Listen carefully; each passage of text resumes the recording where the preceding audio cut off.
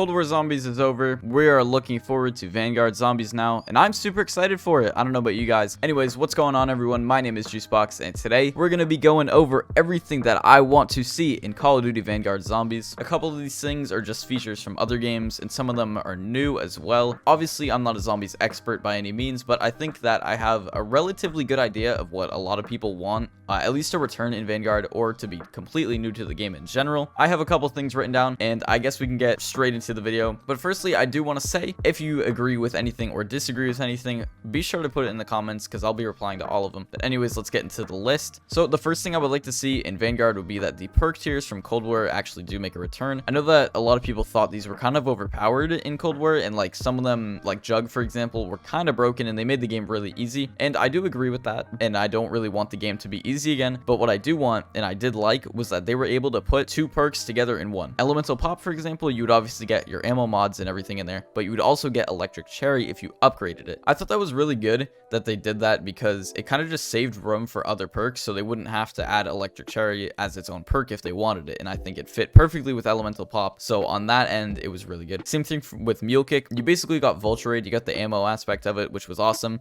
Death Perception, you got the extra salvage, which I guess would kind of count as Vulture Raid and everything. So yeah, perk tiers definitely should make a return into the game. I think they should be a little bit changed though, because getting the Ethereum crystals, like from just going to round 5 in Outbreak, was really easy. So if they made some slight changes to that, like making just a little bit harder to get, like maybe you have to level up a certain amount of times, or you have to play to get to a certain round, I don't know what they would do, but I hope they come back because like I said, they wouldn't have to have so many perks in the game just to have their own single thing. They can kind of just combine things together. Moving on to the second thing I want to see return, and I know that a lot of people are definitely going to be in support of this. I want to see a crew back in Vanguard. That would be fucking sick. I already have a lot of ideas for what the crew could be, and this would just make the game have a lot more story, like connection to it, like Black Ops 3 did when Richtofen died. And speaking of Richtofen, Mr. Eddie, the director, is who I would expect to see on this crew if we do. First, my prediction on if we were to get a crew, it would be Eddie, Peck, Ravenov, and probably a new character or somebody else. And my reason for this, obviously Eddie is the director. There's no question they would want him back. Maybe he won't be back in the first map. I don't know. I can guarantee you we are going to see Dr. Peck again. Obviously, he was at the ending cutscene of Forsaken. He was like in Japan. He's like,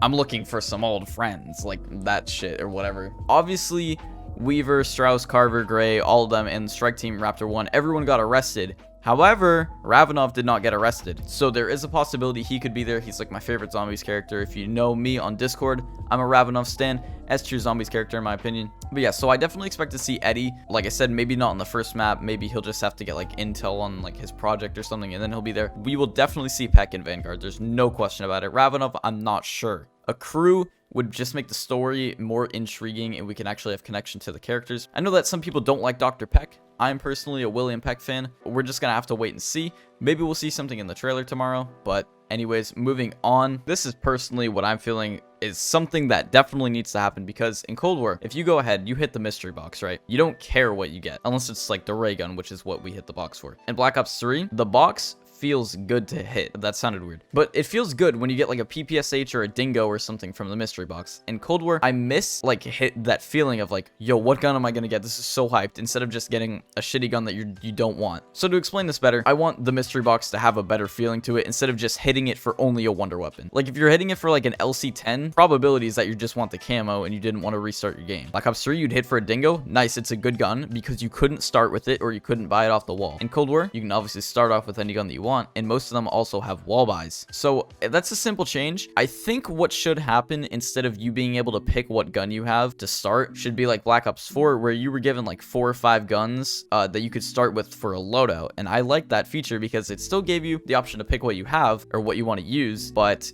it wasn't like you could just pick any gun that you wanted and the camos would literally be done easily. If you did this, if this feature was taken away where you could start with your own loadout, it's probably going to make getting the camo a lot harder, but Dark Ether was really easy to get. I'm going to be honest. It just took a lot of time, but it was really easy to get. So yeah, the mystery box definitely should be feeling like you're hitting it for a purpose other than a wonder weapon.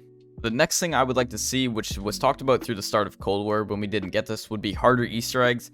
But I liked the fact that Cold War made the Easter eggs easier because it did open the door for a lot of people to be like first in the world for finding the Easter egg instead of it just being Noah J. Shout out to him, my boy. Love Noah. I think that the Easter eggs being harder after we just came off a game that was so new player friendly would actually improve everything a lot more, because it would probably get people more dedicated into looking for what's like in the game. Because Cold War, it just tells you what to do.